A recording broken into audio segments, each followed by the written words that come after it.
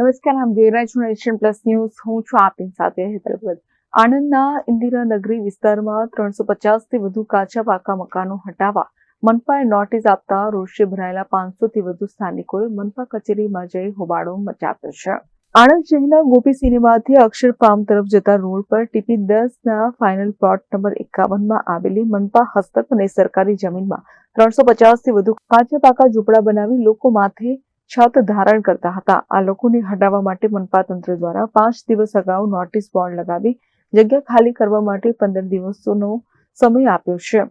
કરમસદ આણંદ મહાનગરપાલિકાના આ નિર્ણયથી 350 કરતા વધુ ગરીબ પરિવારોનો આશરો છીનવાય તેવી સ્થિતિ સર્જાઈ છે. ત્યારે આ વિસ્તારના 500 કરતા વધુ રહીશો ભીમ આર્મીના નેજા હેઠળ આજરોજ કરમસદ આણંદ મહાનગરપાલિકા કચેરીએ પહોંચ્યા હતા અને ભારે હોબાળો મચાવ્યો હતો. જે બાદ ડેપ્યુટી મ્યુનિસિપલ કમિશનરને આવેદનપત્ર પાઠવ્યું હતું. આવેદનપત્રમાં જણાવ્યું છે કે આણંદ શહેરમાં છેલ્લા કેટલાક સમયથી ચાલી રહેલી ઝૂંપડપટ્ટી તથા નીચી આવકવાળા આવાસોની તોડફોડ અને ડિમોલિશન બાબતે અમારી ગંભીર આપત્તિ છે.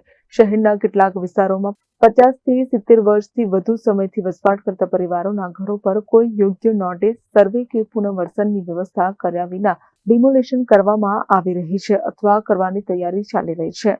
તો વધુમાં કરમસદ આણંદના ટીપી 10ના ફાઇનલ પ્લોટ નંબર 51માં ફક્ત લાલ બોર્ડ લગાવીને જાહેર નોટિસ આપી છે, જેમાં કોઈ કલમ નથી લખી અને 15 દિવસમાં વસવાટ ખાલી કરવા કીધું છે. હકીકતમાં આ વસવાટ 70 વર્ષથી અહીંયા વસેલી છે. આવી રીતે બોર્ડ લગાવીને અને ખોટી માહિતી આપી લોકોને ડરાવીને ત્યાંના લોકોને પોતે ઘર તોડવા ભયનો માહોલ ઉભો કરીને પુનર્વસન વગર આટલી જૂની ઝૂંપડપટ્ટી હટાવી શકાય નહીં. આવાસનો અધિકાર જીવનના અધિકાર સાથે અવિભાજ્ય રીતે જોડાયેલો છે. સુપ્રીમ કોર્ટના વિવિધ ચુકાદાઓ અનુસાર પુનર્વસન વિના કોઈ પણ તોડફોડ અથવા ડિમોલિશન ગેરકાયદેસર ગણાય છે. લાંબા સમયથી વસવાટ કરતી વસાહતોને અચાનક દૂર કરવી નીતિ અને ન્યાય બંનેના વિરુદ્ધ છે.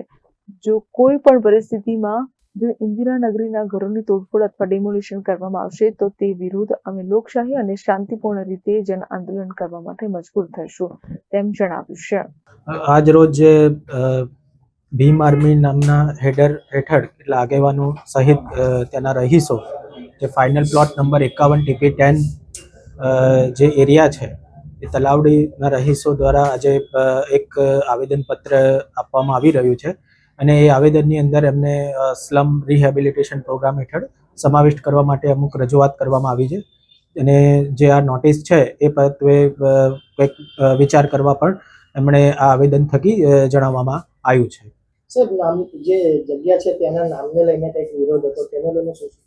તેના નામને લઈને જે વિરોધ છે તેમાં એવું છે કે ઓલરેડી જે બોમ્બે ટાઉન પ્લાનિંગ સ્કીમ્સ એ જે મંજૂર થઈ હશે કે ગુજરાત ટાઉન પ્લાનિંગ સ્કીમની અંદર જે એફ ફોર્મ હોય છે એની અંતર્ગત એ જે નામકરણ થયું છે એ નામકરણ ચેન્જ કરવા માટે પણ એક રજૂઆત આવી છે.